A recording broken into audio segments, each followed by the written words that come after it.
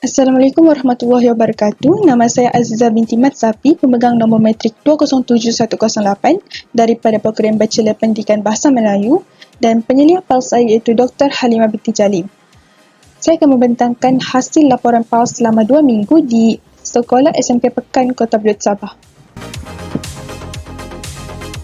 Pertama sekali saya akan menceritakan berkenaan dengan latar belakang sekolah.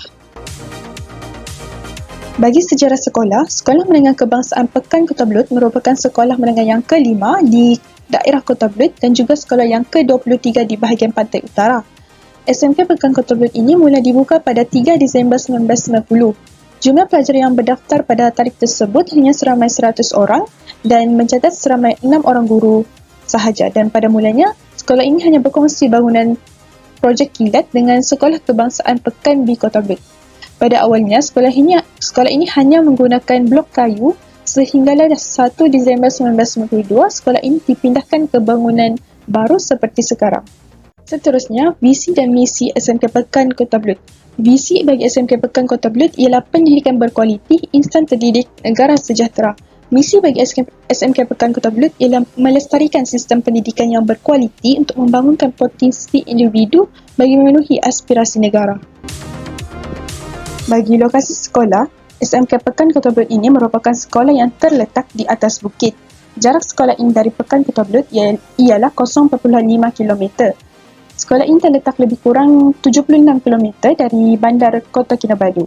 Sekolah ini sangat dekat dengan kawasan Pekan dan Masjid Besar Daerah Kota Belud. Antara infrastruktur sekolah iaitu bilik guru, pusat sumber, gelanggang bola jaring dan tapak perhimpunan. Seterusnya, persekitaran sekolah dan bilik darjah. Yang pertama, bangunan sekolah, jalan utama ke sekolah dan pintu pagar sekolah. Yang keempat iaitu papan tanda sekolah, sudut koridor luar bilik darjah, dan yang terakhir, sudut English Corner. Seterusnya, pemerhatian terhadap proses pengajaran dan pembelajaran. Tempatan aktiviti semasa PDPC. Yang pertama, pelajar lebih aktif. Aktiviti yang dilakukan oleh guru di dalam bilik darjah membuatkan pelajar ini sentiasa aktif dengan memberikan respon yang sangat baik sepanjang aktiviti PDPC berlangsung. Dan yang kedua iaitu penggunaan alat bantu mengajar ataupun bahan bantu mengajar yang berbeza. Guru menggunakan bahan bantu mengajar yang berbeza bagi setiap kelas. BBM yang digunakan oleh guru ini terdiri daripada pelbagai bentuk seperti dalam bentuk petikan dan grafik. Walau bagaimanapun, aktiviti semasa PDPC ini mempunyai beberapa kelemahan. Yang pertama, masa PDPC yang terhad. Masa yang diperuntukkan untuk setiap sesi kelas hanya 1 jam sahaja. Perkara ini menyebabkan guru sukar untuk menjalankan aktiviti PDPC dengan baik dan lebih teratur. Yang kedua, tidak melibatkan semua pelajar. Walaupun aktiviti PDPC ini membuatkan pelajar lebih aktif, tetapi tidak semua pelajar yang memberi respon kepada guru. Terdapat segelintir pelajar yang tidak terlibat secara aktif dalam kelas. Bagi ABM dan BBM yang digunakan, yang pertama, lembaran kertas kerja dalam bentuk petikan, lembaran kertas kerja dalam bentuk grafik, dan lembaran kerja yang berkaitan dengan bahasa Melayu standard. Bagi amalan pedagogi iaitu PDPC berpustakaan murid, pelajar menjalankan aktiviti berkenaan dengan sumbangsaran dan melibatkan perbincangan dalam kumpulan. Kaedah sumbangsaran ini merupakan satu kaedah untuk mendapatkan alternatif penyelesaian masalah. Seterusnya, penyediaan perancangan pengajaran harian melalui sistem eRPH online. Rancangan pengajaran harian iaitu RPH merujuk kepada rangka kerja aktiviti pengajaran dan pembelajaran untuk dilaksanakan oleh guru di dalam kelas dalam satu jangka waktu yang telah ditetapkan. Pembinaan RPH ini sangat penting dalam proses PDP guru di dalam kelas. Salah satu kepentingan RPH adalah dapat menjamin pencapaian objektif pembelajaran dan mampu meningkatkan keyakinan guru sebelum masuk ke dalam kelas untuk mengajar. Dan berikut merupakan RPH yang digunakan oleh guru bahasa Melayu di SMK Pekan Kota Belud. Bagi pelaksanaan kebat, guru memberi tugasan kepada pelajar iaitu mencipta pendahuluan bagi sebuah rumusan. Setiap pelajar perlu berfikir untuk mencipta satu pendahuluan yang kreatif mengikut masa yang telah ditetapkan. Perkara ini menyebabkan pelajar perlu berfikir pada aras tinggi. Kursus PALS ini membantu dalam kesediaan diri sebagai bakal guru. Banyak pengalaman yang saya peroleh setelah menjalankan kursus PALS ini selama 2 minggu di SMK Pekan Kota Belud. Saya dapat belajar dan melihat sendiri bagaimana guru berkenaan merancang dan bersedia sebelum memulakan PDPC. Kursus ini dapat membantu saya untuk menjadi seorang guru yang berkualiti dan dapat merancang PDPC dengan baik. Seterusnya, saya akan menerangkan berkenaan dengan refleksi terhadap aktiviti co-curriculum. Semasa menjalankan kursus PALS di SMK Pekan Tablut, bagi aktiviti co-curriculum, saya telah menyertai Kelab Malaysiaku. Salah satu aktiviti yang dilakukan oleh kelab tersebut iaitu aktiviti memasang bendera di sekitar sekolah. Kelab Malaysiaku telah melaksanakan aktiviti memasang bendera Malaysia dan Sabah di kawasan persekitaran sekolah. Aktiviti ini melibatkan 3 orang guru penasihat dan pelajar yang terdiri daripada ahli Kelab Malaysiaku itu sendiri. Bagi kekuatan aktiviti memasang bendera di sekitar sekolah, yang pertama dapat memupuk semangat patriotisme dalam kalangan pelajar. Aktiviti tersebut memberi galakan dan pendedahan kepada para pelajar untuk memupuk semangat patriotisme dalam diri mereka. Dan yang kedua dapat menerapkan nilai kerjasama. Pelajar didedahkan dengan nilai kerjasama dalam menyelesaikan tugasan yang diberi. Walau bagaimanapun, terdapat kelemahan bagi aktiviti memasang bendera di sekitar sekolah.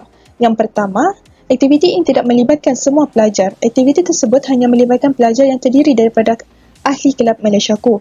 Dan yang kedua, segelintir pelajar kurang memberi kerjasama. Terdapat pelajar yang tidak melakukan tugas yang diberi dan mencuba untuk ponteng daripada melakukan aktiviti tersebut. Seterusnya, kepentingan aktiviti co-curriculum terhadap profesionalisme keguruan. Yang pertama, dapat melatih dan membentuk seorang guru itu untuk mengurus masa dengan lebih baik. Yang kedua, dapat memupuk bakat dalam bidang co-curriculum dan selalu berusaha untuk memperbaiki diri bagi meningkatkan profesionalisme keguruan. Seterusnya, refleksi terhadap budaya sekolah dan budaya kerja di SMK Pekan Kota Bud. Kelebihan pelaksanaan budaya sekolah, yang pertama, pelaksanaan budaya membaca ini dapat membentuk pelajar yang rajin membaca. Perkara ini memenuhi kehendak kerajaan yang menggalakkan budaya membaca ini dipraktikkan oleh semua rakyat Malaysia. Yang kedua, budaya saling menghargai ini menguatkan lagi ikatan kasih sayang antara pelajar dengan warga sekolah kerana para pelajar tersebut amat bersyukur kerana pengorbanan mereka ini dihargai. Dalam masa yang sama, dapat memberi semangat kepada pelajar untuk terus berusaha dalam mencapai kecemerlangan. Bagi kekurangan pelaksanaan budaya sekolah, budaya membaca ini tidak diamalkan oleh semua pelajar. Pelajar yang berada di kelas belakang dia tidak terpengaruh dengan budaya membaca ini. Bagi kelebihan pelaksanaan budaya kerja pula, yang pertama, semua urusan di sekolah akan menjadi lebih mudah kerana mengamalkan budaya saling bekerjasama sesama guru. Dan yang kedua, pelaksanaan budaya kerja di sekolah ini dapat mewujudkan suasana kerja yang ceria dan selesa. Guru-guru dapat melakukan tugas mereka dengan baik kerana mempunyai rakan kerja yang suka membantu dan menyokong antara satu sama lain. Bagi kekurangan pelaksanaan budaya kerja, tidak semua guru mengamalkan budaya ini kerana masih ada beberapa orang guru yang tidak memberikan kerjasama terhadap rakan sekerjanya dengan alasan dirinya mempunyai banyak kerja dan tidak begitu mahir dalam menguruskan program tertentu. Cadangan penambahbaikan dan justifikasi budaya ini perlu diteruskan. Bagi budaya sekolah, pihak sekolah perlu memastikan budaya membaca ini diamalkan oleh seluruh warga sekolah terutamanya kumpulan pelajar kelas belakang. Budaya membaca ini perlulah diteruskan kerana mampu melahirkan pelajar yang berpengetahuan dan mengetahui isu ataupun maklumat dari seluruh dunia. Bagi budaya kerja pula, semua guru perlu memastikan budaya saling bekerjasama ini sentiasa diamalkan oleh setiap guru dalam pelbagai situasi yang tertentu. Guru yang tidak memberikan kerjasama dalam mengurus sesuatu perkara perlulah rajin bertanya kepada guru yang berpengalaman. Budaya ini perlu dikekalkan kerana dapat mewujudkan suasana kerja yang kekal, harmoni dan ceria. Seterusnya, saya akan menyerahkan bahagian rumusan. Cadangan penambahbaikan, pada pendapat saya, kursus PALS ini merupakan kursus yang sangat penting kerana dapat membantu seorang bakal guru untuk bersedia sebelum menjadi seorang guru pada suatu hari nanti. Walau bagaimanapun, masa yang diberi selama 10 hari untuk menjalankan PALS ini kurang mencukupi untuk memperoleh pengalaman yang lebih. Antara cadangan penambahbaikan ialah kursus yang perlu dijalankan selama 15 hari, iaitu bersamaan dengan 3 minggu agar pelajar dapat mengumpul maklumat yang lebih lengkap dan terperinci. Sepanjang saya menjalankan kursus PALS selama 2 minggu, dapat mewujudkan ataupun menimbulkan perasaan untuk menjadi seorang guru itu lebih kuat dalam diri saya. Saya dapat melihat dan merasakan sendiri suasana di dalam bilik darjah dan juga bilik guru. Dalam masa yang sama juga, saya dapat melihat pengorbanan dan tanggungjawab seorang guru untuk mendidik para pelajarnya. Saya juga berasa sangat kagum dengan keakraban guru-guru yang berada di dalam bilik guru tersebut. Semua guru terlihat sangat rapat antara satu sama lain dan hubungan mereka seperti sebuah keluarga di tempat kerja. Keadaan sebeginilah yang saya impikan apabila sudah bergelar seorang guru pada masa akan datang. Kursus PALS ini dapat menyediakan diri pelajar untuk menjadi seorang guru. Yang pertama, Kursus PALS ini sangat membantu dari sudut persediaan saya untuk menjadi seorang guru. Hal ini dikatakan demikian kerana kursus ini memberi pendedahan awal dan mengajar saya berkaitan dengan cara tugas-tugas seorang guru itu dijalankan. Dan yang kedua, mengajar saya bagaimana guru-guru membuat persediaan sebelum menghadiri mesyuarat dan sekiranya ada lawatan daripada pihak Jabatan Pendidikan Negeri Sabah ataupun Pejabat Pendidikan Daerah. Saya melihat sendiri bagaimana guru-guru membuat perancangan dan persediaan yang rapi sebelum menghadiri mesyuarat tertentu dan sebagainya. Akhir sekali, cadangan program sulam. Program sulam yang ingin saya cadangkan kepada pihak SMK Pekan Kota Belud ialah program yang menyamarkan komuniti sejarah dan budaya di Kota Belud. Seperti yang diketahui umum, Sabah khususnya di Kota Belud terkenal dengan sejarah dan budayanya yang tersendiri dan unik. Program ini sangat sesuai kerana mampu mengekalkan dan memperkenalkan sejarah serta budaya yang diamalkan kepada penduduk setempat. Program ini bukan sahaja memberi kelebihan kepada penduduk setempat, malah para pelajar juga memperoleh pengalaman yang tidak mungkin didapati di dalam kelas kerana program ini memberi pendedahan tentang dunia luar kepada para pelajar.